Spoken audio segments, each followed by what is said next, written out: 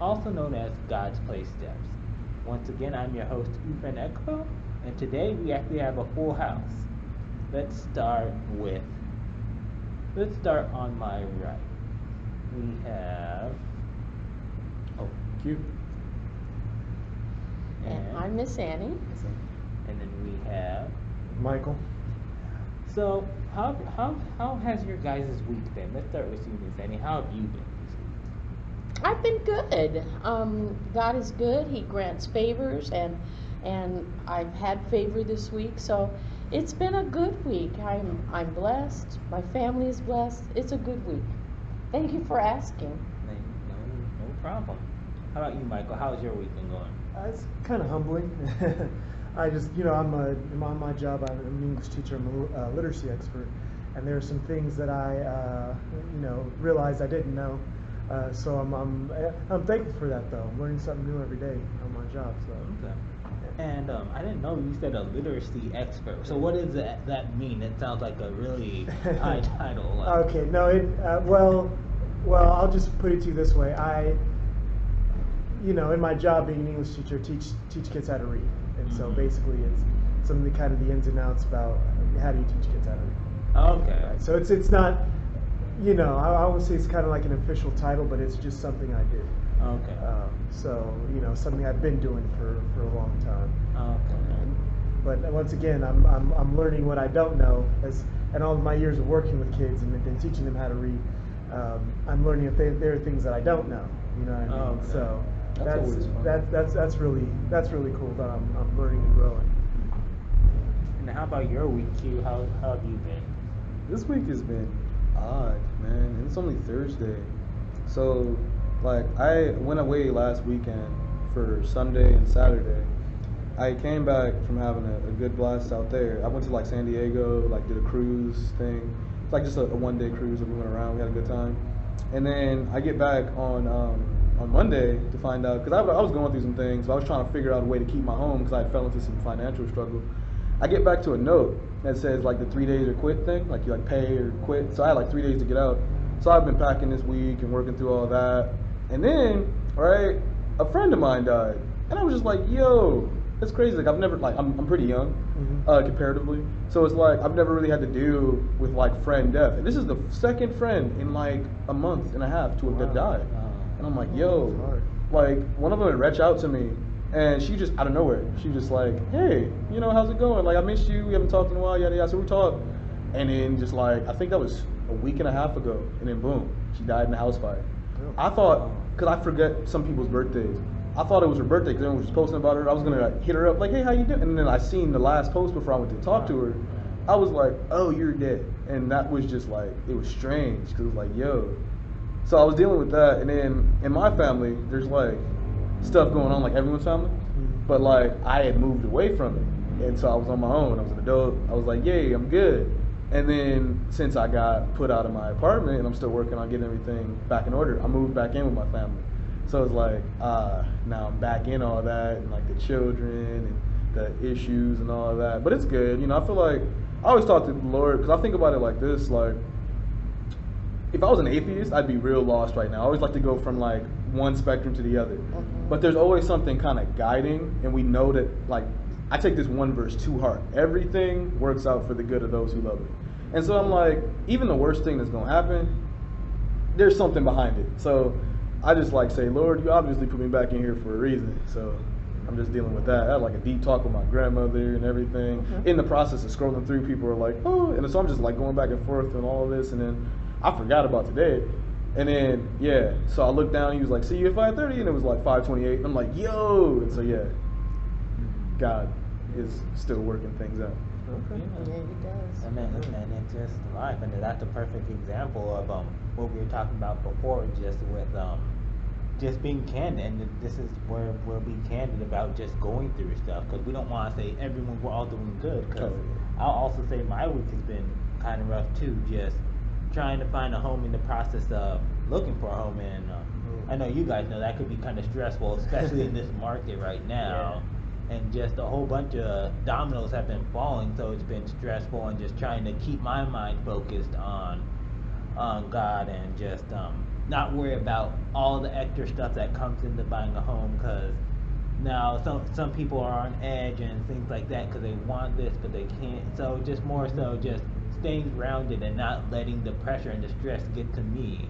And it's just like the same verse you said too. It's just like I'm trusting in God, and I know all things will work together for His good as long as I love Him. And that's how come I just can't focus on the negative. And it's so easy to focus on the negative, especially like after hearing your week. It's just like, yeah, if I was in your shoes, I'd probably be like, I'm not even going to show up here, because it's just like I'm so just upset and can't understand it. Especially if I didn't have God, it's just like, what's the point? Oh, yeah. Nothing's going right.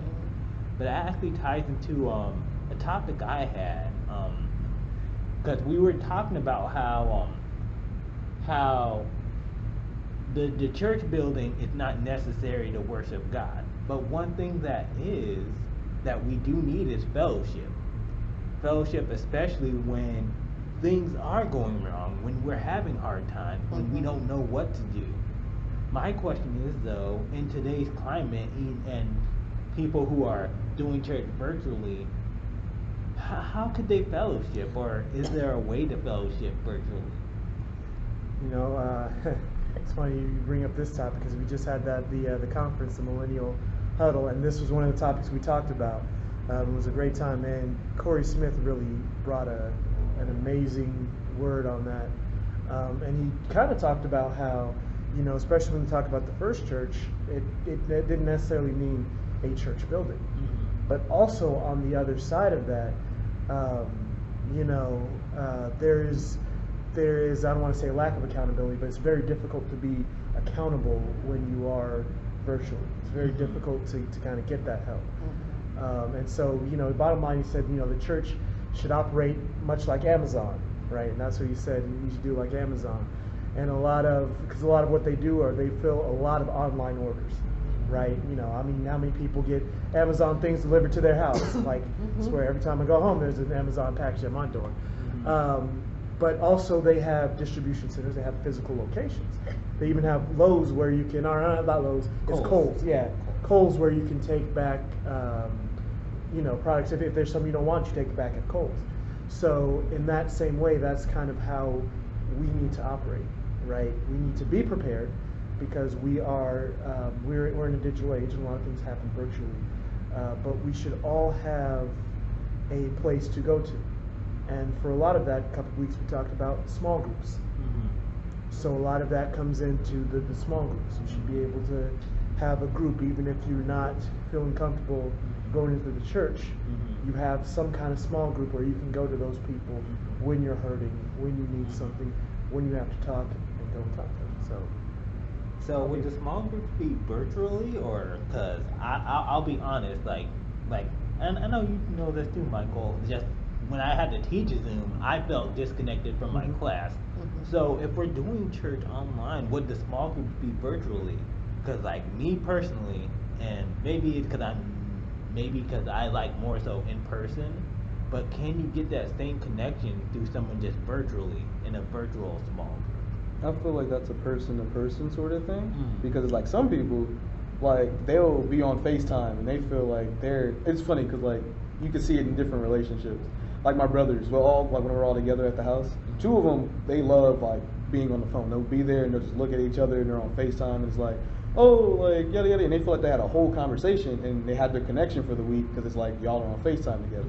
If you're one of those people where you can get it how you can get it, that's how you do it, then yeah, like your small group should be that way. But I think kind of what Michael was going on was the fact that since we are online, you're losing that physical aspect. So find something that's legal or like that's safe where you get like 5 to 10 people together and you can get that part that you're missing.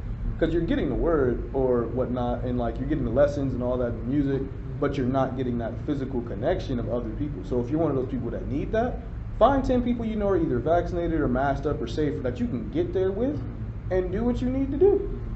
Or we should just society should just build robots, and then all of a sudden we could just fellowship with them and they'll have Keon's face.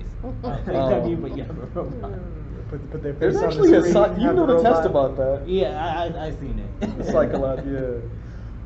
But yeah, it's a very good topic though about more so just fellowshipping, because like we were just talking about with that face. That some people do need that face-to-face contact and just being next to someone.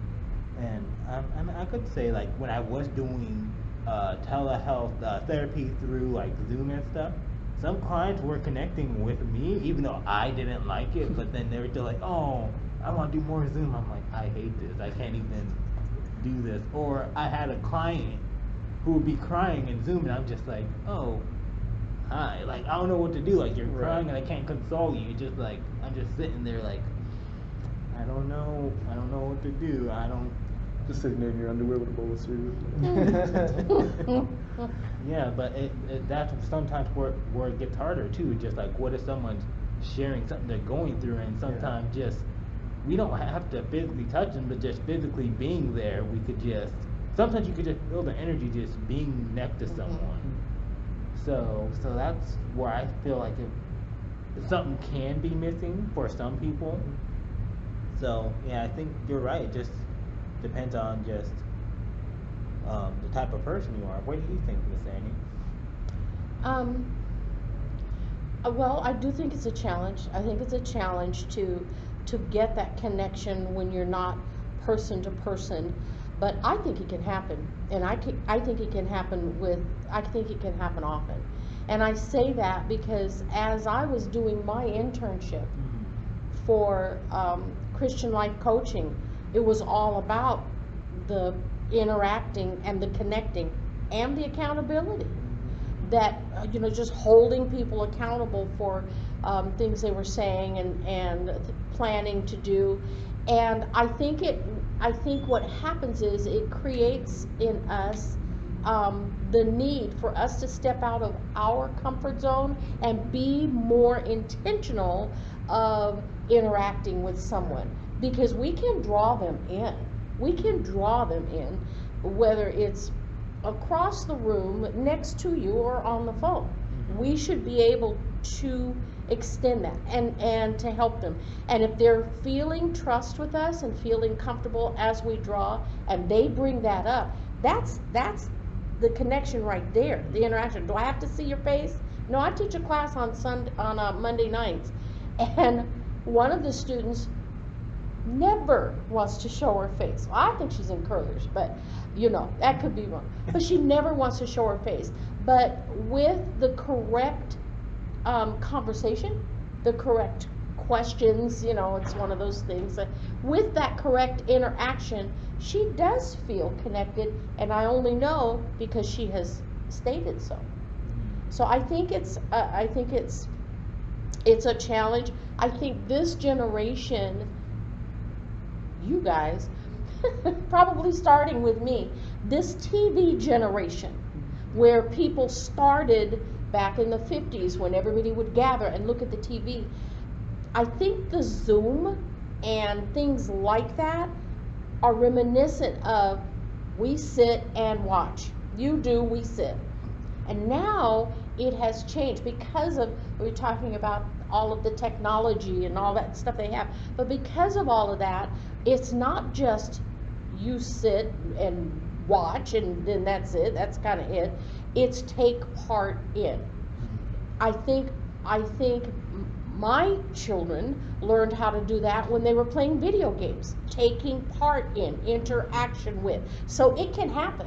Tell me, they are so interactive they can't even do anything. People get like that. And so then VR and Wii and everything. All of that stuff. So I think when it comes to people doing it, we can do it too. I think so. I think fellowship can be. I think any challenge that's given to us with fellowship, I think if we just stop and think about it and think through it, we can get through it. I think it's interesting. I never thought about that with video games and being very interactive, where you see you're pushing buttons and you see the effect on the screen.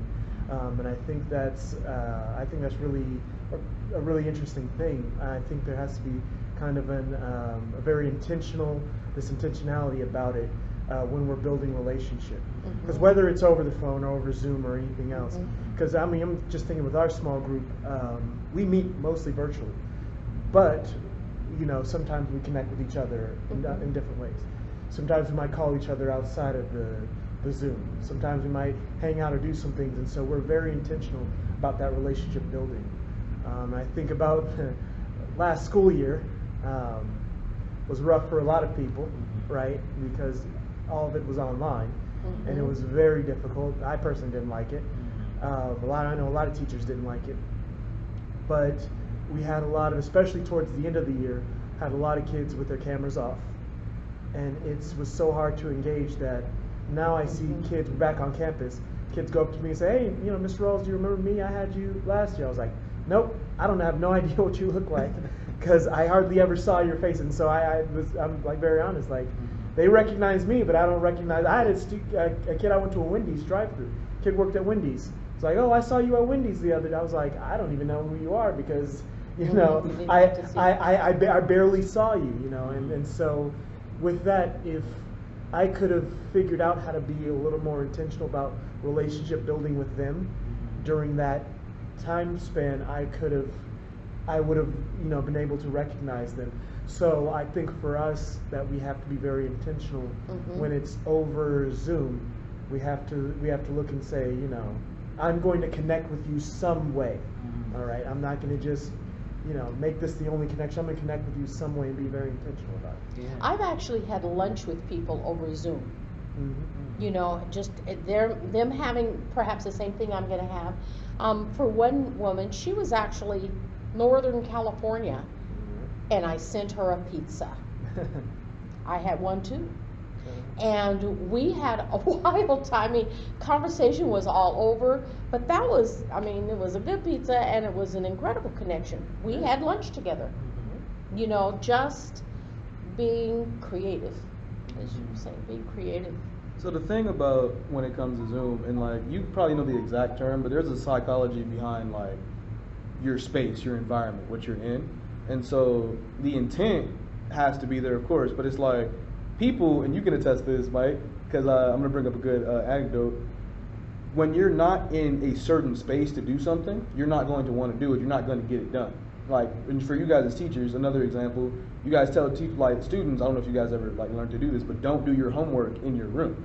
When you do your homework in your bedroom, your bed's right there, your game's right there, everything is right there. So now your mindset is in, this is my relaxed space. And so you're either going to like mess up your relaxed space and not be able to sleep, or be tired all the time, or like distracted from your work because you're there. And so Zoom gives us the opportunity to do anything we need to wherever, which sounds great, except for the fact that if I need you to be in this business meeting and we're gonna like get this report done or whatever, but you're in your bathrobe in your bathroom washing a cat or something, you know, you're not where I need you to be mentally, so you're not gonna be where I need you to be digitally, and so you're not gonna want to do it. Like for example, back when I was doing insurance over Zoom, and I called you and it was like your camera's facing you, but you're like working on something on your computer, and it was like, yeah, that's great, thanks. And so especially most things like school or fellowship or work, things like that, certain ages, certain things, you didn't even want to do that in the first place, you know? Most things you only want to do if like it's there, it's convenient, it's something you were excited for anyway. Yeah. Even if it's something good for you, like maybe you guys made plans to go out to lunch, but it gets to around that hour and it's like, man, I was just relaxing in bed. This is something you wanted to do, but you still don't feel like getting up to go physically do it. But then you get there, you smell the food, you see the people, you're having a good time, right? But if there's never that get up and go thing aspect to it, you start to lose that for something you wanted to do but didn't even feel like wanting to do in the first place, you know? And so that's what makes it kind of hard with something like fellowship. That's why, like you said, you have to just, I say, find a way to get it done, like somehow, because it's like, yeah, there's certain restrictions, you know, where it's like that's why the only reason we're talking about this in the first place, why we're doing this, because Zoom was needed back when we couldn't meet over a certain amount of people. So I say, get yourself a group together that's less than that, and then still try to make it work, because it's like most people aren't really gonna even want to get it done, because like I said, you're at home, you're chilling, you're relaxing. You don't have to get dressed. You don't have to get like certain sights and smells that they teach you in like psychology. Like if you want to like pass a test, every time you study that subject, smell like maybe your like lavender or whatever, and then the day before the test you sniff it. Now your brain's in that mindset. You're not in the mindset of like church or gathering or fellowship or anything when you're just at home chilling. You're in the mindset of whatever you're doing at home chilling. And so I feel like it is possible, but like in your case where you're like, she knew what was going on. You sent her a pizza. There was a physical action going on while you guys were having lunch. And it's simple, just that you're gonna eat and talk anyways. I mean, you might as well do it to the person that you're looking across the screen from. But in an instance where it's just like I'm telling you something and you're just sitting there listening, and it's like, hey, any questions? No. Like, why would I want to be here? Why do I want to, you know? And even if it's something you care about, it's still just like, I'm sitting on my couch, or I'm sitting in my car, or I'm doing this. Like, it's so much easier to be present in what you're actually in, you know? And something that you hit on too, and I think you brought this up a while back, when it's just like sometimes even just giving God your full attention. When you're fellowshipping on Zoom, you may be fellowshipping, but then you may also be like doing multiple things, so you're not giving them your full attention. You're on multiple things. Maybe you're fellowshipping, but then watching your kids at the same time. And I think it takes us away from the. I was just doing something recently where you needed to be singularly tasked. You know, we try for so many years. Everybody tries to multitask and get a lot of things done at one time. And now there's so many things that are happening. There are things that are happening, at least in my life, where it can't be multitasking. Now, breaking that cycle, as you would say, is difficult. Not to do this and this and this, because eventually you learn how to multitask. Yeah. And you learn, you're receiving the information and you're fine and you're even answering and you're multitasking. But to be just, what is it, monotasking, you know, maybe? I don't even know if there's a word for it. But this is the only thing that you can do. I did an exercise the other day with my students, and it was one of the things that we learn is when to be silent. Sometimes you don't have to answer. You don't have to fill that gap. Be silent. And the exercise was be silent until I tell you not to. Ready? Go. I go, I just want you to look at the screen. Because it is well, they're all over. So it's, you know, it's one of those classes. But when we were finally done, I got, you know, somebody's mind wandered here, somebody's mind wandered there. It's hard to just be silent and focus. And it was only a minute. It was 60 seconds. That's all. Not 5 minutes or 15 or, you know, 23. It's hard, I think, for us. We certainly can't fellowship when we don't know how to be, and I feel like that's what you're saying. To have a task that you don't like, or, you know, Can't connect with that. can't connect, you know, and you're kind of borderline bored. Yeah. You know, it's get a sandwich. I don't know, but I mean, even when you are in person, the human brain can process so much at one time that it's like, if you go anything below that, you start to like miss things. It's not going to be engaged. So that's why a lot of times people, if they're just on the phone, they can't see the person or whatever, they'll start pacing. Because it's like the brain is like, okay, you only have me doing this halfway thing. There's so much more I can be doing right now. I'm losing interest. So it's going to just black out and start doing whatever else, you know?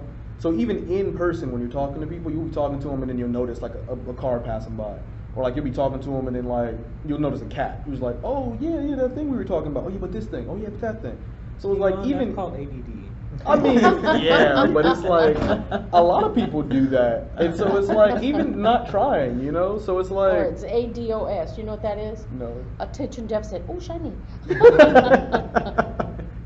Well, you know, That would be me. That would be hilarious. outside of a something what diagnosable like ADD or ADHD, some of the experts would say that's happening.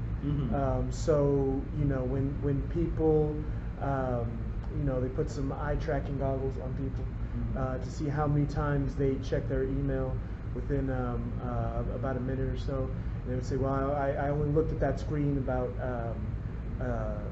10 times. When they did the data from the goggles, they found out it was 20 to 30 times that they would look.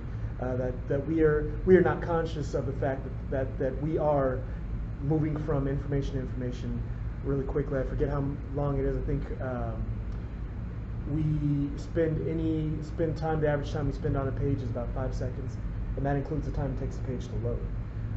So what has begun to happen is you know, that's where our minds are going, and I think that's hard, especially for us as Christians, when God still wants. We talked about quiet time, or Pastor talked about quiet time in a sermon this past Sunday, and so when we have to be very intentional about how we spend our quiet time, it becomes very difficult, because even for me, you know, I sit down to pray, I kneel to pray, and 10 seconds into my prayer, I'm worried about what I have to do for the day.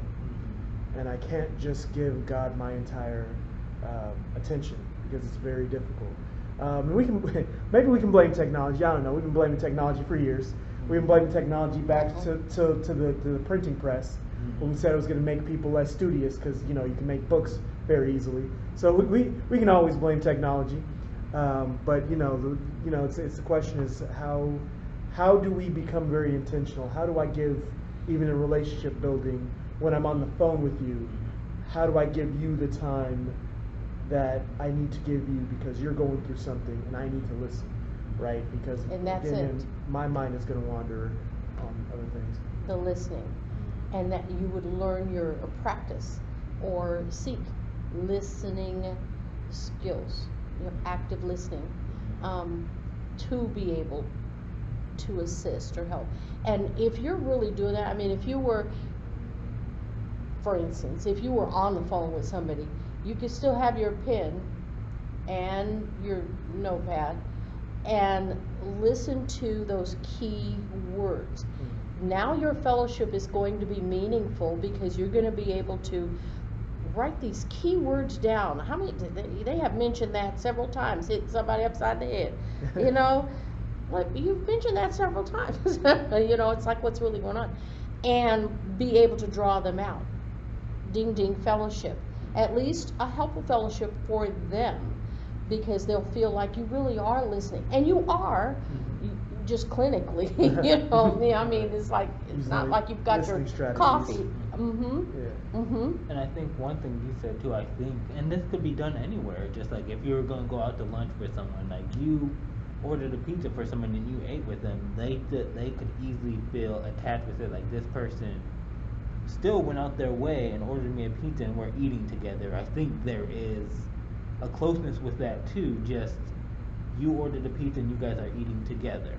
I feel like they still could, it's not face to face, but I feel like that's pretty close to just like, okay, and then you're able to have lunch together. And one thing is too, like we look at just media, like everyone on YouTube, they're able to connect with their audience and grow. So there are ways to do it. It just more so we just gotta be intentional, and it may be a lot harder. It may be a lot harder, and it may be a lot. We gotta be more, especially when it's virtual and they can't physically see us. Maybe we gotta be a lot more candid, a lot more honest, because sometimes face to face, I could easily talk to someone face to face and make things seem like they're good and stuff, but it's harder to fake that and to feel that authenticity through Zoom, through a computer. So you really have to be authentic for someone to feel that. You can't kind of fake that through Zoom. So I think that's one way we have to be intentional with that. That's when you start to listen to the inflections of the voice and how they're speaking, and you'll begin to notice, certain ways that people talk when that's not quite the truth, or when it's a hurtful truth, or when it's a happy truth. You can hear it. You can hear it. And the Holy Spirit will, guide you through that too, if that's what we want. If that's what we want to do. If that's what we want to do. I think fellowship, when I think of fellowship, I think of so many different kinds of fellowship. Some are not so good. Some you don't want. It's like, zoom away, press that button and you go zoom somewhere else, because I'm not, But when I think of fellowship, I know that we have the Zoom, and I think it would be fun to have a big old giant tea party and everybody's on Zoom with their cups of tea and you've got your subject. And everybody is just chiming in and doing all kinds of stuff. See, that kind of stuff, that would excite me greatly. And you've sent out tea cups to people, and you've sent out tea bags, and we're all doing, what do you think about the one in the yellow package? Oh, that was good. No, I like the one, just anything. I Yeah. think you're talking to the wrong demographic. No, you I'm don't about to know. say I know some people. I know, who- I'm just teasing. There'll be tea parties. Okay, Trust me, I'll be young there. young men, a rib party. So. I'm not sure what a What rib kind party of- is, but that sounds fun. I know, I So don't I know. mean, hey, I'm willing to try. I mean, I think it's just as we're saying, it's the intentional part of it. It's no different in that part as when we're intentionally having a conversation. We intentionally have subjects. We intentionally look people in the eye. Now sometimes we have to invite people on that Zoom to please put their face up. Yeah. Sometimes we have to invite them, and if sometimes people are folding their clothes and they don't want people to see it, and they're enjoying that. I have great conversations when I'm doing certain things like that, mindless things, not something that's going to task me too much, but Right. oh yeah, 'cause I stop, I talk, I pick up something else, I'm folding, I'm putting, but there's that multitasking thing. In Yeah. that. And something we have to remember too, it's kind of it's funny because this is the exact problem that hit a lot of the educators as soon as we got into this age of we're doing Zoom class now. You gotta, and when you're planning something, you gotta remember so if I plan this for 6:30 and it's in person, I know who wants to be here or who's going to be there because it's 6:30 and they're here, And so it's I know they're here fully. I know they're doing this. I know it was a convenient time for you because we all talked about it. I know it was open at this time. You're here. You made it, right? But we assume because you're at home, you have a computer everywhere you go. I can just plan this for whatever time it's gonna be. If you showed up or if you tune on, you're gonna be there. Yada yada. It's gonna work out. And so for a lot of things, we used to do this youth thing, especially for the youth, right? They feel parents or whoever's in charge are oh, you're on your phones anyways. Turn on. It's 12 o'clock in the afternoon on a Saturday. Go ahead, tune on and get on that. It's 12 o'clock in the afternoon on a Saturday. Don't want to be on this right now. And so it's I'm not dressed. I was barely awake. It's 11 when I woke up. Your hair's not done up. You're not doing this because if you're going outside naturally, you were going to do that anyways, But if you're at home, no one wants to be sitting up in a 3-piece suit on their couch. And so it's that's why a lot of people don't have that intent to let's turn on our cameras and look at you. It's just okay, I'm gonna turn on my camera and look at a screen, but like you said, I have laundry to fold, I have this to do. And we plan these at weird, sometimes we plan our Zoom meetings or whatever at just weird times and we don't think about the fact that they might be turned on to it, but the physical life is still happening around them. So it's why would I plan this at Wednesday at 8? What is sometimes it's just you gotta plan beforehand, but a lot of times it's just this event was set before me and someone just told me to tune in. And it's oh yeah, we got a Zoom meeting in 30 minutes, go ahead, get on that. And it's I'm not gonna just jump on, get my camera turned on, now you're looking at me, now I'm listening to my own voice through this thing, now we're all just communicating. We're just in person, I don't know, you're already there. You can't tell this person you don't have that option. So it's not that bad. Yeah, and I think it goes back to what you said too. There's some people who will flourish in that. Yeah. I'll even say as teaching, and I'm pretty sure you saw this too, Michael. Some students who do well face to face, they hated Zoom and did worse in Zoom, and they even told you I hated. And there were other students that, oh, I love Zoom, and they felt like they talked more and engaged more in class when they were in Zoom. And then kids who felt like they didn't want to talk in class on Zoom, but when it got face to face, they wanted to talk all the time. Yeah. And then just that goes back to once again different people vibe with it. So, and it's just one thing. It's just a good conversation to have too. Just how to fellowship, and I think we hit on a bunch of pretty good topics. But there was another topic we wanted to bring up too, which was in regard to parenting and being parents, because I was talking to you, Keon, and you said something that was very interesting. You said you didn't want to have kids because you feel like being a parent, it's almost like you're being a hypocrite. Yeah, if you're a good parent, if you're a good parent, you're more than likely hypocritical, and if you're not hypocritical, you're more than likely not being as good of a parent as you probably think. And that's just how I feel. There's exceptions to every rule, but what I mean by that is you were whatever age this being is that's out of you now, and you know that they're doing something that's displeasing or wrong, and now that you're an adult, now that you know it's wrong or whatever, or just not right or whatever it is. But when you were young, you were rationalized, you knew why I wanted to do it, you knew why I was doing it, okay, this is why I'm getting it done, and this is what I'm doing, you knew your intent. But now that you're an adult and you have all these things going on, it's like a lot of times we'll tell this person that no, you can't do that, or no, you're not going to do that, or you know, we can't do that, just because it boils down to you came out first, you know? Because like if they were your parent and now you're in their shoes, you wouldn't want to be told like, no, I'm not going to do that. But for me, it's more. It's not just like, oh, you can't have that cookie now, or oh, you can't go to this place. It's a lot of times me. It was my mindset. I used to get in trouble a lot because it was like I always considered myself to be a little bit more advanced, and so I would be talking to people, and they would just be talking to me like, oh, you're just like young, get out of here. And so they'd be like, they call it talking back, or like getting into arguments whenever you just say something that doesn't agree with their opinion because they're older than you. And so I was like, I can't do that to a kid because I might tell them something and be very much wrong, but I'm older than them. And people are like, you let your kid talk to you like that? And it's like, I mean, yeah, I want to see what they have to say, because a lot of times when I was young, I knew what I was saying was correct. Mm-hmm. And if it wasn't, I'd be like, okay, well, thank you for correcting me. But then like a lot of times these adults were just adults. And so they get to that point to where it's just like, what I say goes. And that would irritate me.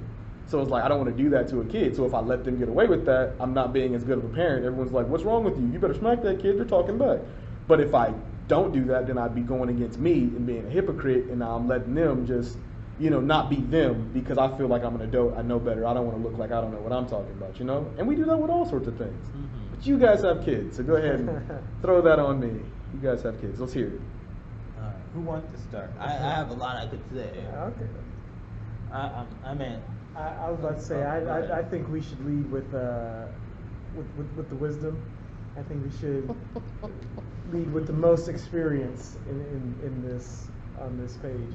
Because I too have a lot I can say to that, but I want to. So I think being a parent is not hypocritical. I do believe we as parents are human beings, and we make errors.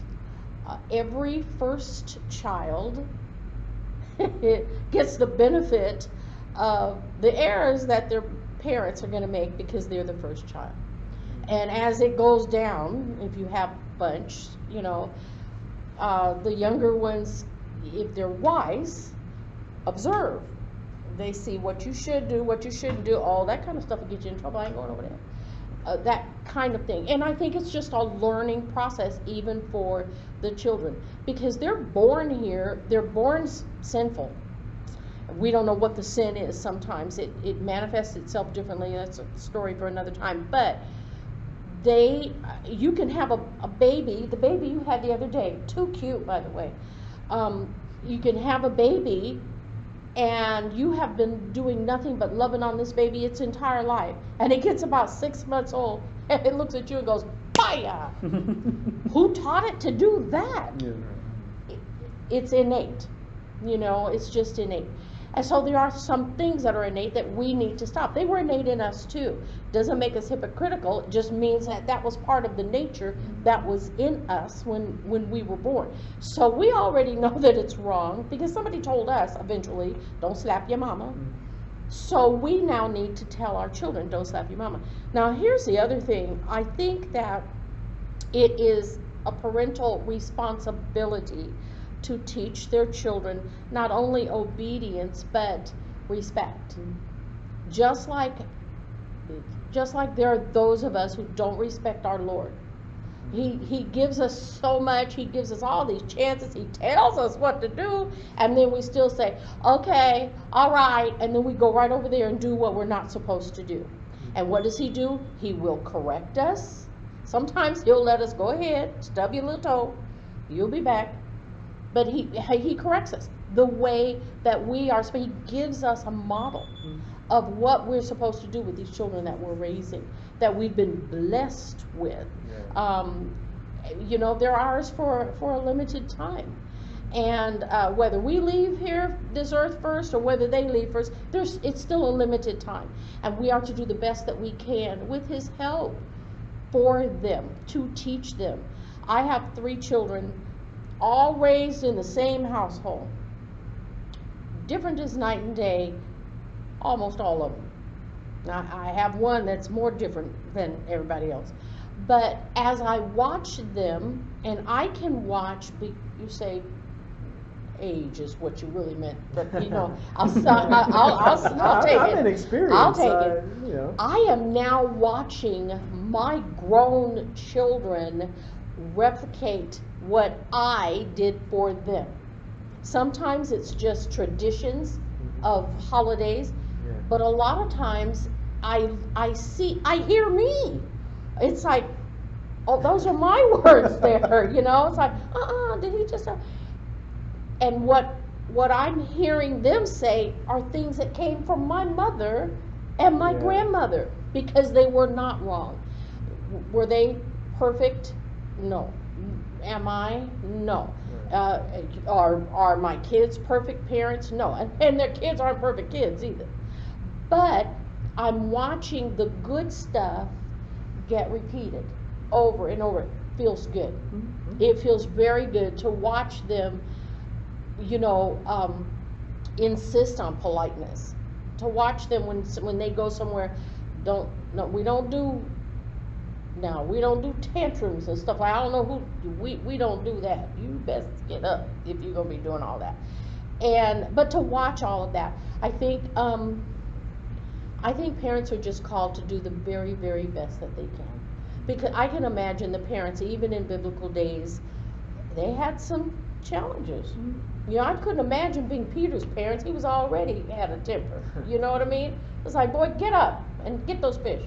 And you actually said something beautiful that I was gonna get onto. It is not to be bullheaded, but it's see the difference with our Lord and us. That's what makes that connection so beautiful, is the fact that whatever he tells us to do, whatever he's doing for us, is not hypocritical, because it's he is perfect. That's the difference between us and our children. It's he is perfect. He wasn't gonna do that anyways. So when I tell you not to do it, it's because I made the world. I know I don't want to do it. Why do you want to do it? I hate that. I consider that to be evil. That's sin. That's bad to me. Why do you want to do it? But for us, it was it's I was 5, or I was 10, or I was 13, or I was 14, or I was 20, and I did that. I probably still do a version of that now, but I'm telling you not to do that because I feel like I've gone through it. I know what's wrong. You don't do it, And so it's that's what I mean. So if you don't do that, you're not parenting them as good as they could be, because that's up to objection. But like you're saying, your mother told you things, then right. You tell them, then they tell them. And here's the good thing too, though. What me as a Christian, the deeper my relationship and my fellowship with God is, the more I can see things that need to be told to my children. While God didn't do these things, they were done. Mm-hmm. And he gave us the answers to what we tell our children and how we guide them. Even though he knew we were going to be doing the things that we were doing, they were going to be doing the things that they were doing biblical times. But he gives us the guide to follow to try and help them. I think, we have free will. Mm-hmm. And there are some that have more free will than others, More free will. And yet, my husband was just talking about somebody the other day was the worst child he'd ever seen. His mama beat him all the time. The child was just something. But he is now an NFL player, one of the nicest persons that you ever want. I mean, at some point, it's like, aha, the light bulb comes on. It's like, he's so happy. So to kind of look at a few things, I would agree that it's not hypocrisy. For the first thing is, there is, I think, a trepidation and I don't want to say a fear, but a kind of reason that we all have, that what we embark on as parents is difficult. It's not easy. It's not to be taken lightly. So that's number one. So understanding that you're I have fears, I have worries. We all do. That's completely normal, completely natural. But something that you're kind of commenting on or looking at is what's called growth, right? I did things, I thought ways at 18 that I'm like, man, that dude was an idiot. You know what I mean? I look back, I'm like, so when I look at my children now, that I say, I don't want them to replicate some of those things. Mm-hmm. So, and with that is being honest with them about, there's just some things that I did, some roads that I walked down, that I would be foolish if I let you walk down them. You know, I mean, there's some things that I did, some places that I went that I would be foolish, that if I just, you know, watched you go down them. So then again, it's not a matter of hypocrisy. It's not a matter of, well, you know, I did it, but you can't do it. It's a matter of, I learned from it, so I want you to do better than I'm doing. Well said. Most parents, I'll say, they say most good parents, because you know I've worked for Children and Family Services. I've seen some not good parents, want their children to do much better than they did. That's the bottom line. Like if I, you know, bought a house at this time, you buy the house before me. I'm in this much debt, you be in less debt. I have these things, you have more than me. Like that. Like that's what we're trying to set up. And so when we look and we say, you know what, I failed here, please don't fail in that same way. You know, the Bible tells us to train up a child in the way they should go. When they're old, they will not depart from it. And so for us, you know, it could be a matter in a lot of ways of, I may have done the wrong thing, but now that I know better, I'm going to teach you better. And I think especially fathers in the Bible, man, some that messed up. I was thinking of one thing my wife and I always go to is Jacob and his sons, and we think of, you know, with the whole thing with Joseph and how they kind of pretty much sold him into slavery, and you look at like, oh man, that's bad. Them boys were some rough boys. They were some rough dudes. They came up rough. Two of them killed a whole town for what they did to their sister. Yeah, so I mean, they were some rough, and I think a lot of it had to do with kind of how Jacob, I don't want to say parent or even failed to parent. I think that's an example of him not. And Jacob, when he was younger, he was kind of a swindler a little bit. He was and so if he could have raised them up very differently than what he grew up with, you know, we might have had a different story.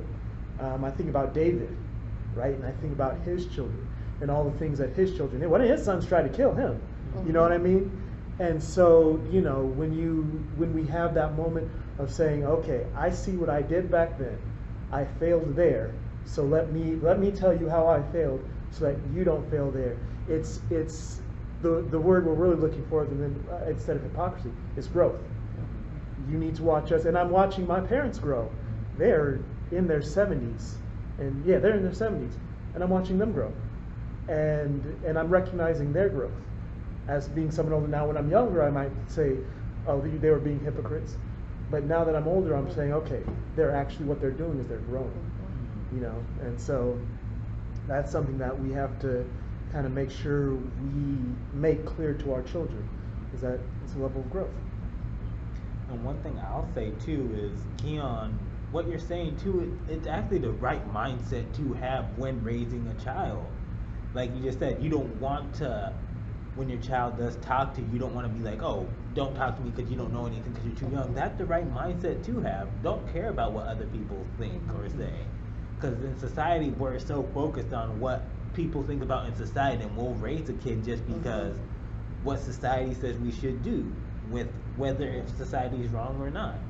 And even with in regards to hypocrites too, like parents, like I've seen, like Michael, I've seen a lot of things like with parenting, and this goes back to being intentional.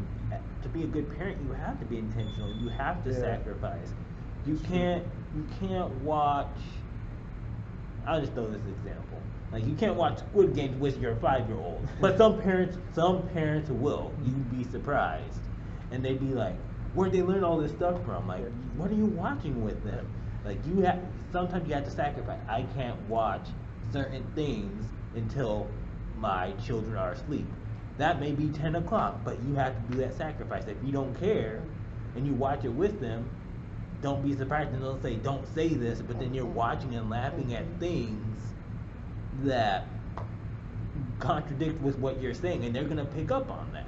And they'll be like, oh, well. Yes, they do. And that goes back to that sacrifice and that being intentional, because you say one thing, but I see you doing it. I see you doing that same thing you tell me not to do. So, what is it? and like I said, there's so many parents who do this because they don't see any harm with it. Yeah. Even, and I use the extreme example, but even some movies that just have like a little, like some stuff, just like, okay, do I want my daughter, my son, to even look at that? I have to even think about like, okay, what's going on, and sometimes like I'm not even going to test the waters before I even watch this. You're going to go to sleep, and I'm going to make sure you're asleep. I feel that. And so I guess from what I've gotten from this, basically, what you were saying kind of led into what he was saying, and then what kind of led into what you were saying. But what I got is that there's technically a statute of limitations when we can call something hypocrisy, and then when we can call it like improvement, which makes sense because I guess that's just semantics, splitting hairs. But it's like I guess so growth is important, but like so if you're actively doing something while you're telling someone else not to do it, hypocrisy. But then if years have gone through and you're doing it later after you've learned the difference, then it's just growth. Well, so sorry, I didn't mean to cut you off. It's not even always years. It's however much time. It's your personal growth. So did you grow from this? Yeah. Even if it was last week. Last week I did this thing, but watch me as I'm growing now. Like I've grown from it, even if it was just last week. So that's the big thing, and then the understanding as you'll understand there's a level of forgiveness. Like as a parent, you have forgiveness because children say and do certain things and they'll frustrate you, and but you always forgive. And it may be difficult when you're younger, but when you're older as a child, you have to learn also this level of forgiveness. And some of that has to come with therapy. Some of it you can't forgive on your own because again, Bible also tells us fathers not to provoke your children to wrath. Yeah. Right? And a lot of that happens. So I would say it's not necessarily time that goes by, but can we really see growth? Yeah. Is that growth actually taking place? And with that growth too, it's one thing too is, and we talked about this when we were looking just at the church, but even with your kids, when you do something wrong and they even catch you, parents have a hard time of owning up to their kids and be like, oh man, I messed up. No, they'll be like, no, they stomp their foot down, don't even bring that up. No, and they'll double down on what they did was wrong, and they'll be like, because no one likes being humble. yeah, that's true. and it's just like, oh man, I messed up. I'm sorry. I didn't mean to do that. I didn't mean to yell at you. You know what? You were right. Parents don't want to do that, especially if it's like to like a 7-year-old and like, oh, they realize the 7-year-old was right. It's like, oh, I'm sorry. Like you were actually right. I shouldn't have come out like that. I shouldn't have talked to you that way. I apologize to my 7-year-old grandson. He's my youngest. And when I have to apologize to him, usually it has something to do with Paw Patrol. I love that show. Oh, I love Tartible's dog. And he loves everything about them. And his parents are very intentional over what he watches. So he only has a few things that he gets to, and he pours into it. And matter of fact, recently I introduced him to Davy and Goliath by the Lutheran Church, and it was like he was, Nanny, what is happening? He was just all over it. But when I've had to say to him, oh, Josiah, I'm so sorry, this was correct, and I should have done this way, and he is more forgiving probably than I ever have been in my whole life. And he's like, that's okay, Nanny. Everybody makes mistakes. I can't. My 7-year-old grandson says this to me. Well, they haven't gone through enough things to where they feel like they have to like, oh, this is who I am. I'm going to defend that. There's not as much pride there yet, because it's like when you get older and people step on you or tread on you, you feel like this is who I am. I got to like learn that lesson. But like you said, that's taught innately. When we teach them the right thing, and then when you apologize to them like, oh, I was wrong, they'll be like, oh, it's okay, and then it's teaching them to be more so like, and they can do it. Yeah, they can do it, but we don't do that. Like when I mess up, like I'll even tell my daughter, and she'll be like, okay, Daddy. I'm like, oh man, I shouldn't have done that. I'm sorry, Heavenly, and she'll be like, it's okay, Daddy, and then she'll give me a kiss. I'm just like, oh, okay. Like, learn from your children. But I have a question on that same. It's like, so yes, there's growth. And yes, there's experience from that. But here's a deep question, like maybe I guess what we call a thought experiment, if it was like philosophy or something. If you know a mistake you made at that age had led you to becoming who you are now, right? Are you right or wrong for not letting someone else, whether it be your child, whether it be your subordinate, friend, go through that same thing in hopes that they get the same lesson or something similar? You stop them from going through their mistake lesson of growth because you've already gone through yours. I got you right there. Some of the mistakes we make, and it's even sin, there's reasons why God doesn't want us to do certain things.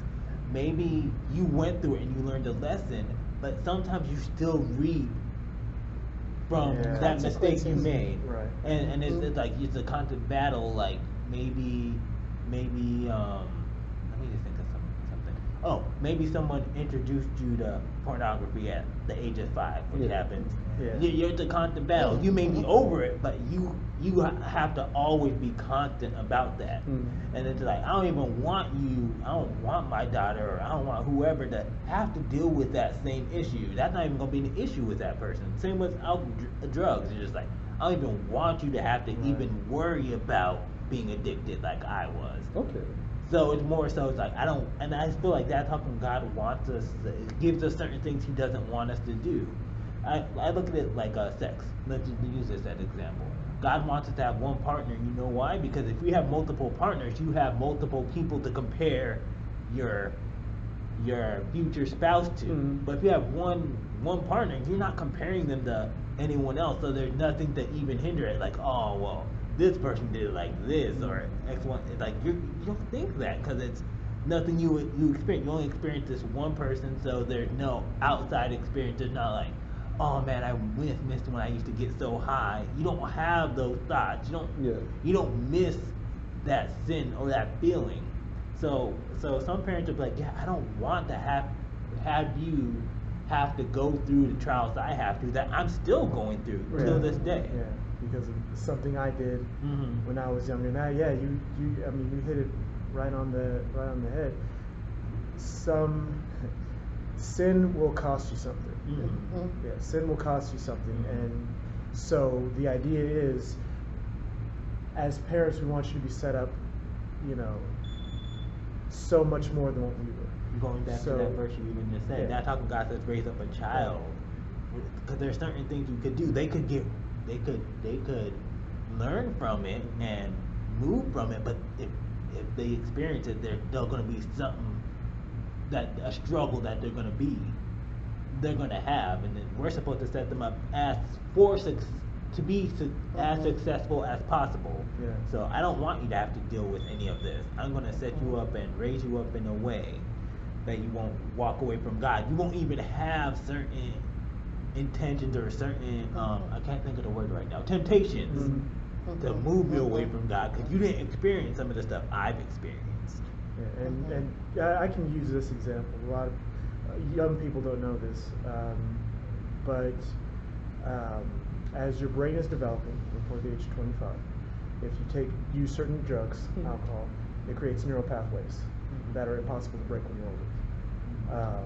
And so when that begins to happen, and so if as a parent, as an older person, and maybe I've done that, and I'm just now breaking those neural pathways, I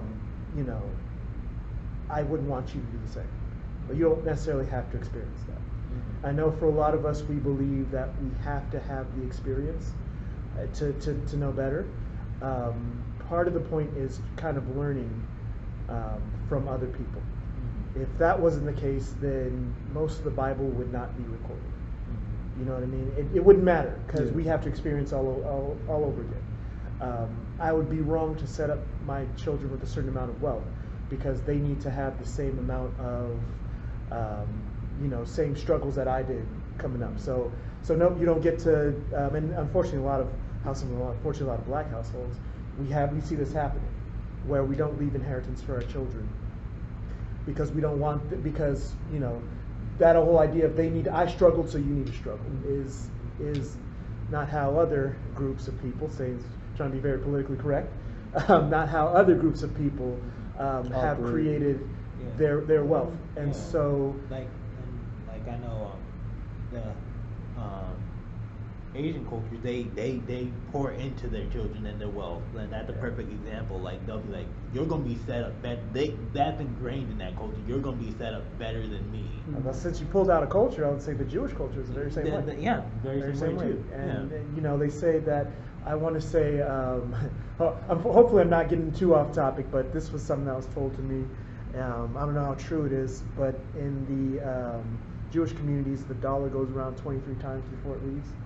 In most black communities, it goes around less than one time. And so kind of, hopefully that kind of ties in with the whole idea of, I don't want you to have to struggle the way I struggle. So you don't have to necessarily experience, because you have your own battles. You have the things you're going to experience, and you're going to tell your kids not to go a certain way. So I don't want you to have to deal with my struggles, and then your struggle on top of that. So that's what I would say to that. Something I was kind of hoping y'all got to, because I like this. I have certain things that I think about, and I know the way maybe God wants me to think about it. I know just me naturally, this is how I think about it. So I bring them on other people so they can like think and stimulate certain things.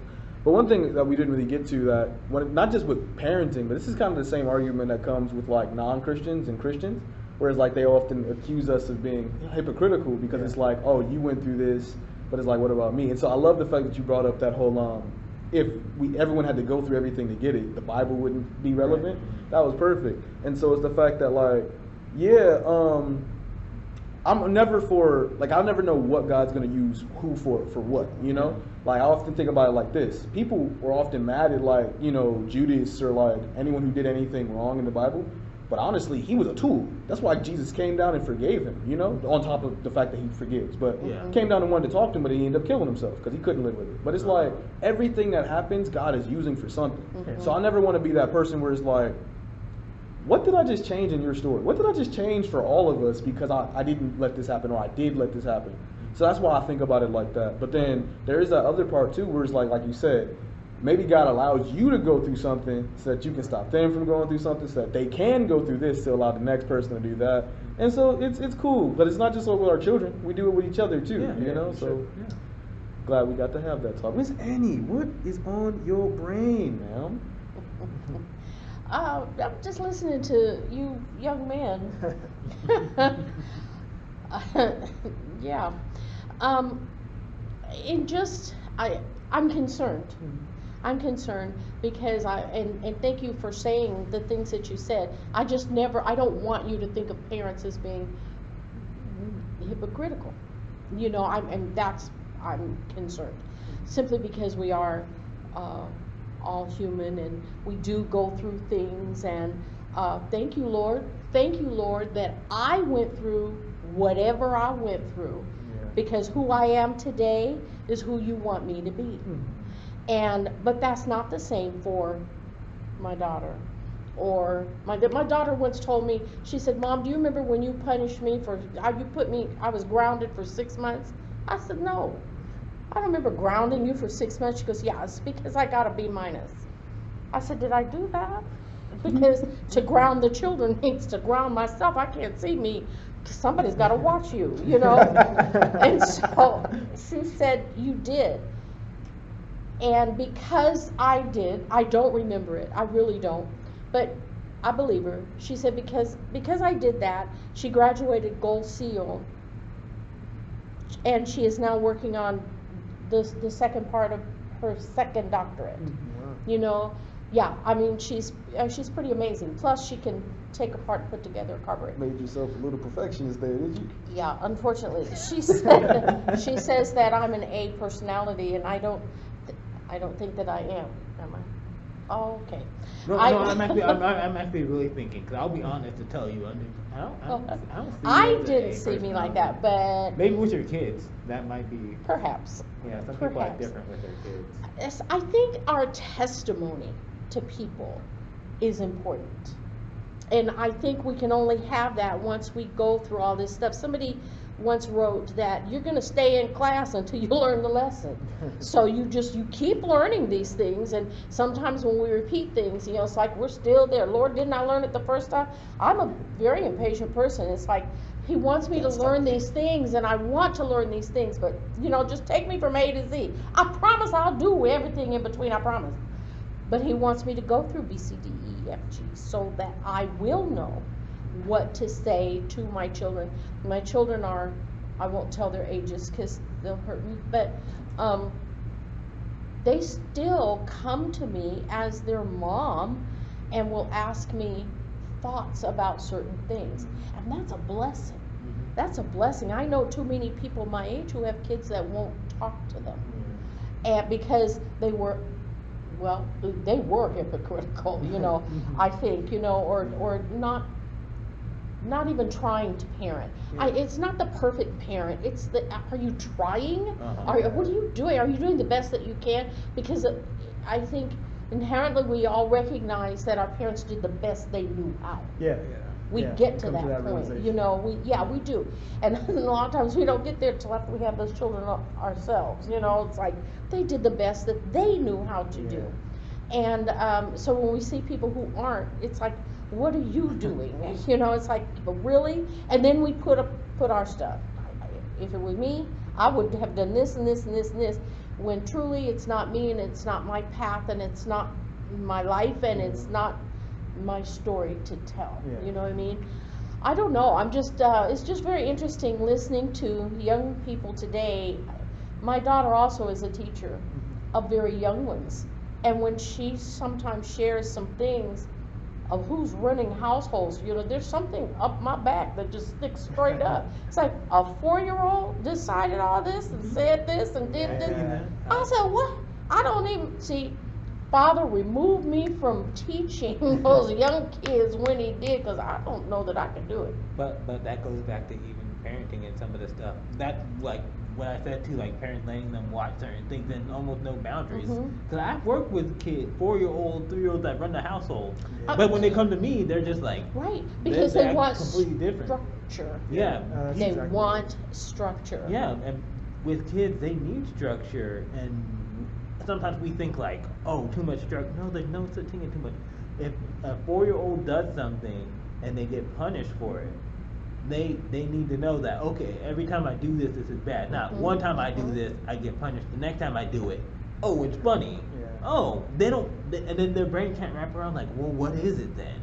Years ago, and I taught pre-K, and that's before they had TK and all these other KKs, you know.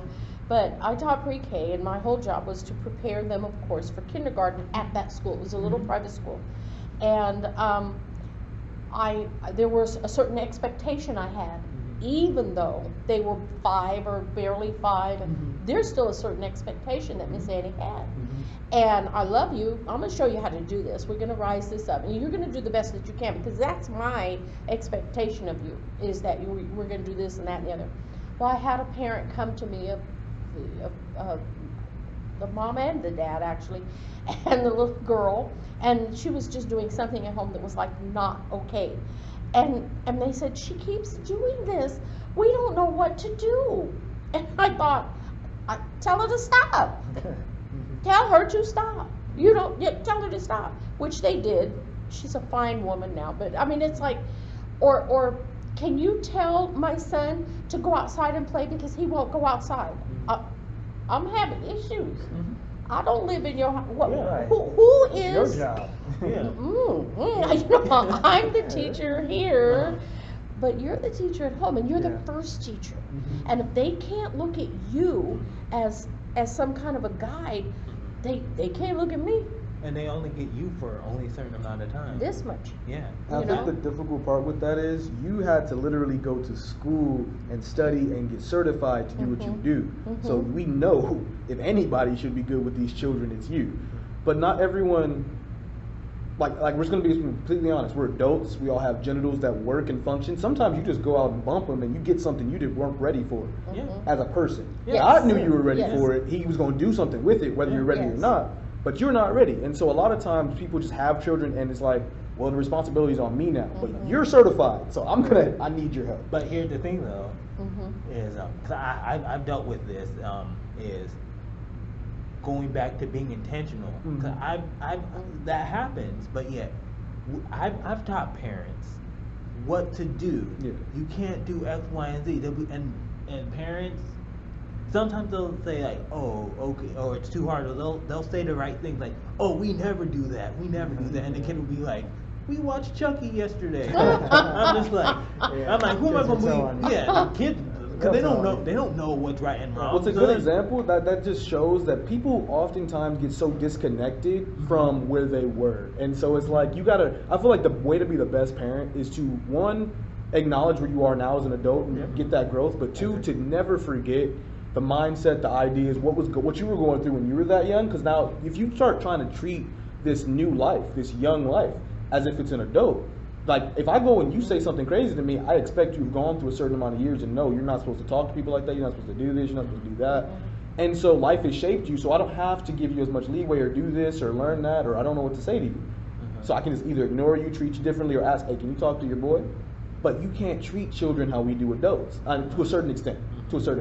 And so that's what a lot of these parents don't get to. They feel like, I'm so used to dealing in this adult world until now this is now on me that I don't know how to give it.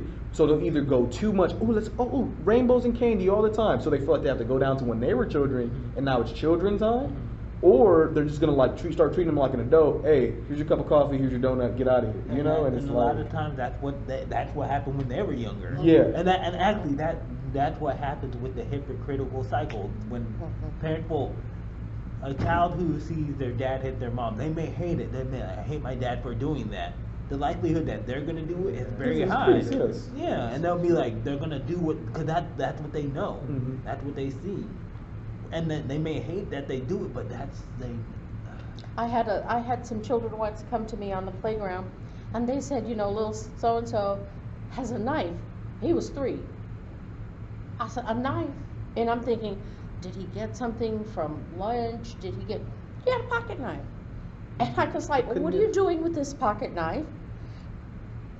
Let me just preface that by saying this was not in a bad neighborhood. Mhm. These were not bad. His grandfather what the pastor was a doctor, Oh. had been my doctor, as a matter of Oh. fact. I happen to have known this family.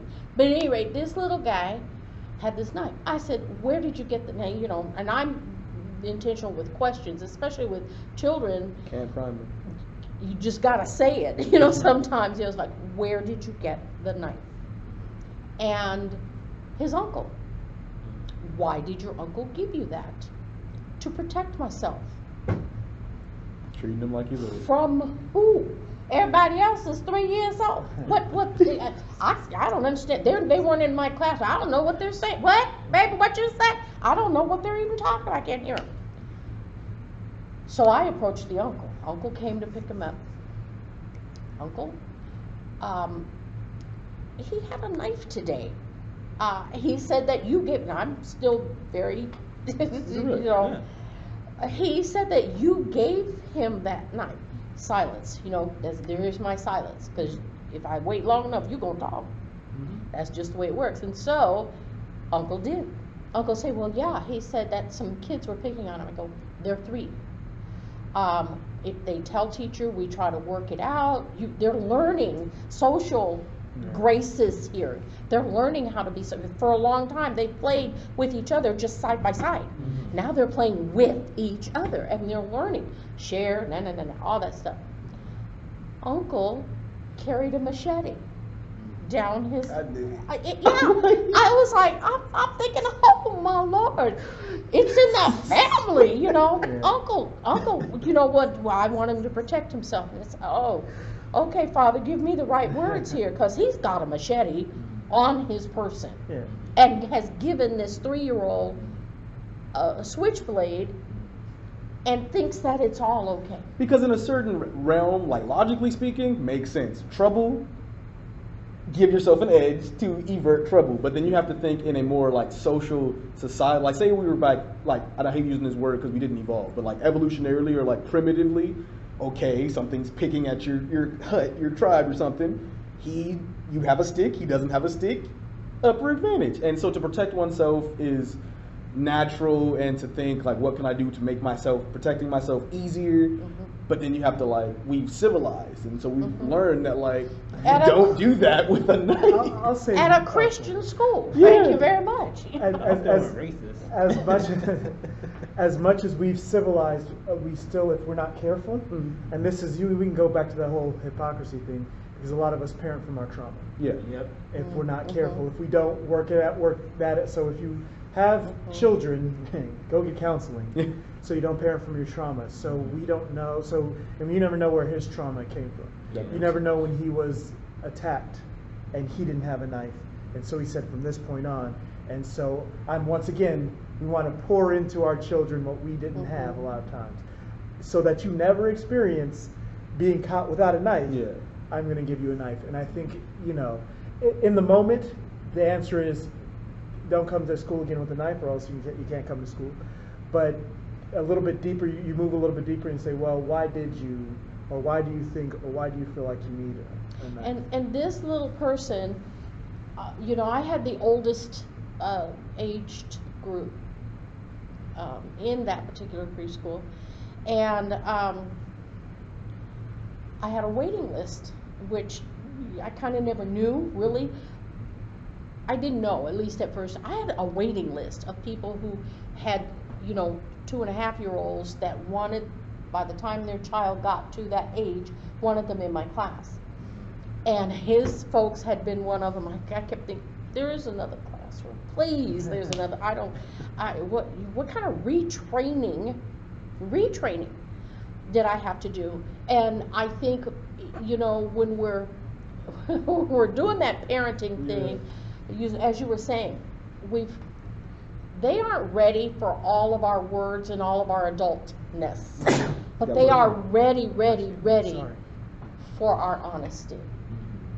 And we choose the things that, how we're going to say things. Obviously I can't tell my 7-year-old grandson, explain things to him the way that I may explain it to my 17-year-old grandson, who isn't yet. He's just thinking that he is. But, it's not going to be the same. But they're always ready for the honesty. And as you say, listening to what they say, we learned a whole lot by hearing and listening to what's not being said. As we're hearing. And it's important to be able to, if you're going to parent and you're going to be a good parent, you have to be. It isn't back in the 40s and the 50s and the 30s where it's always do as I say. It is. It just isn't. That would be dangerous for our children today to do that. And think about, and we could end off with this, think about if Christ lived in that type of time, because Christ was a child and he just came out saying stuff. He even corrected he did correct his mom. He's like, wait a second. Talking about my father's business. That's we know that she was Jewish, because if she had been a black mommy. That's terrible. It is. That's terrible. I'm sorry. Just one more thing. You had touched on something where it was like, I feel like the best way you can parent, and I feel like God does this to us. So I think that's pretty cool. I'm not saying the best way, but I mean when it comes to like your honesty, I feel like if you can get the attempt, like start with, I don't want to say this wrong. I was always given much more than what you might think whatever age I was supposed to have, and that's why when I got there, it wasn't a pocket knife, but it was a metaphorical pocket knife. I was always extra prepared. And so if you hear that, it's like why does a 5-year-old need to know about like the mitochondria of a cell or things like that, or like why does he know what taxes are or whatever? And as you know, like back when I used to first join this class, I was like just leaving Padgies and coming in here and holding conversations with you, Corey Smith, Mark, Mike, and all that stuff.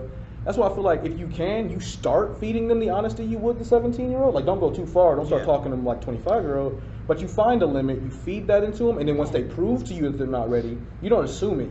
Once they show like, I'm not getting that, Grandma, then you chop it down a year. Now you talk to them like a 16-year-old. Now you talk to them like a 15-year-old. Until eventually they catch up, and now they know more and they know the same. And I feel like God does that to us. Like he'll give us something we don't feel like we're ready for. It's like, I don't have $50,000. Why are you giving me something that needs that? But then you hit the corners. Like just keep trusting. Keep listening. We're adults, and he knows that we have been through things.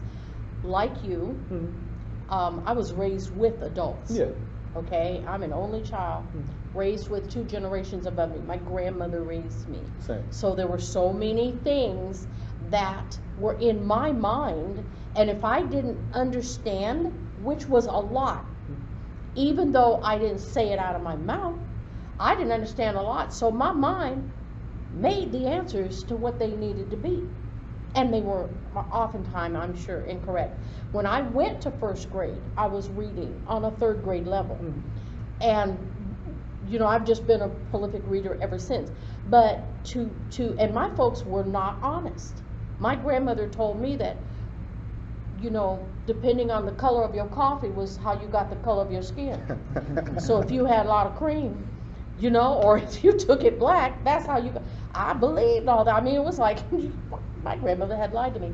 But the point I'm trying to make is, how do I say this, Ufan? Their maturation, I don't care how they sing. Their maturation sometimes it's not where their chronological age is. And so we do have to start small. Like even a baby, the baby's going to be able to eat that food, but you don't start it off right away. You need to start what it can eat and not try the other stuff first. You try this first.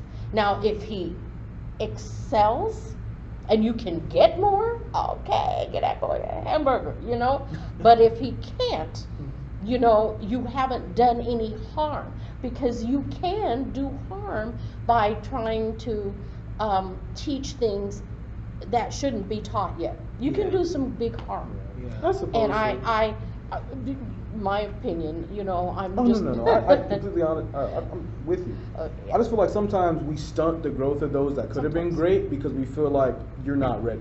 And that they're honestly case by case for everything. Yes. I just feel like the Lord never really Yes. does that with us. He's never gonna not give us something because he feels like we're not ready. When we have it, and we're not him, of course. So we just gotta get as close to that as possible. That's why I say, like, you find a limit, you give them something a little bit more, so that if they do, you test it. Like, you did great with that. Now, and don't just start rapidly, exponentially growing it, but just like, you did great with that. Let's keep seeing. And next thing you know, you have like an Elon Musk or like a Yo-Yo Ma or something, and they would have just been an Ed if you didn't, do that. And so that's what I feel like a lot of people we don't do, especially us. Like, it's just like, hey, whatever. And I'll say like with my daughter, for example, with going back to something you said, like when they start asking questions like, why can't I do this, why can't I do that, sometimes it just depends on what, like, why is this a certain way. That's one of those times where you can be honest, like, we don't do this because this, and then you give them, but then you have to tell them exactly, like, because give them the biblical and just be honest with them, like, this is why I can't let you watch this. And this is why you can't do this. And then you just be honest. Don't sugarcoat and just be honest with them, but also teaching them love at the same time. Because you don't want them to be carrying that hypothetical pocket knife and be like, oh yeah, we were taught to hate these. And that's how some parents do teach too. Just like, oh, this is bad. I should hate these people who do this. Everyone who does this is the devil or something like that. That's back to teaching from that trauma. Yeah, exactly. I used to teach my grandkids, because you're not tall enough, you have to be taller. And then they're all taller than me now, except for the 7-year-old. Everybody is taller than me. So much for that. It didn't work. Okay. All right. Okay. Before anyone says anything else, let's end this. This was a great topic, but I feel like we could just keep on going and going. That's how come we need to. But we know we have more we could talk about, though. Oh no, I'm that person at work too. I think it was like 2 weeks ago, we were going to go out for lunch instead of having a meeting, and then my boss was like, does anyone have any issues with the client? And I raised my hand, and everyone got mad at me, like, you're that kid. But I was just like, but it was an important issue, but let's just end off in prayer. All right, Keon, do you want to lead us? Oh, of course, sure. Thank you, Lord. We're here again. We're glad that you guided this conversation, and that you just were here with us for all that we've done before, during, and hopefully after, Lord. I hope that you just keep, shaping us to have the right things to say, and that if we did offend or go against anything that you have for us, Lord, that you please correct us, and have that, though it came wrong from us, that it went in right to whoever heard it, Lord. And I ask that you keep remembering that the goal is to please you, Lord, and not to, be edifying to your kingdom, Father. I ask that you please just keep providing us the resources to do that, keep giving us the mental strength to keep going through that, Lord, and just the topics and the ideas and the capacity just to, be what you have for us to be, Lord. I ask that all those that can listen, do listen, and that they get something from it, Father, and that you transform their lives in some way, that you've transformed ours, Father, and that, just growth towards you and like with you, Lord, that all that is done the way you want it to be, Lord, and that, unlike what we talked today, Lord, I ask that you don't ever allow us to take in the wrong things and just try to grow too fast, that we can grow at your pace, Father. And in Jesus' name I pray. I just thank you for this once again. Amen. Amen.